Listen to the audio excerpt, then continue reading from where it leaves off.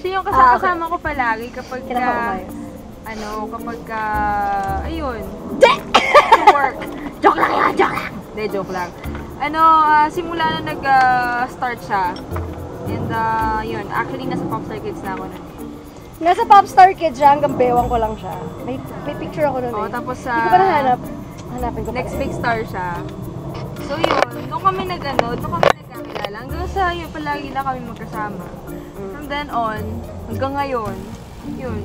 Kaso busy siya. Tsaka maraming shows. So kapag wala ka na lang show. Ganun ba yun? 2 years agwat namin 2 years ang agwat namin. Pero turning 21 na ako, so isang taon na lang.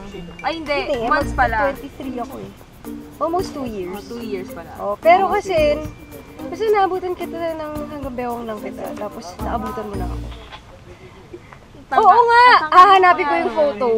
Kasama mo pa si Narita. Alam mo dati pinapanood Kasama lang mo kita si Narita.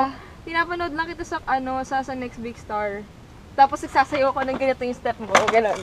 Ganon yung step mo, Mac. Ganon. Tapos grabe, sabi ko, ang galing naman itong babaeng to.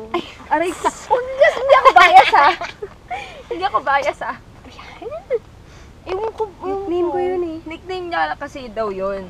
So, Nickname ever since ko yun. tinawag ko siya Maki. Hirap kasi na Francesca, ang haba. Maki, Francesca. Diba? Tsaka ewan ko, Maki talaga tawag mo sa akin dati Oo. Maki.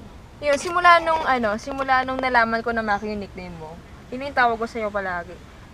Never mo akong tinawag na Francesca. Simula tayo.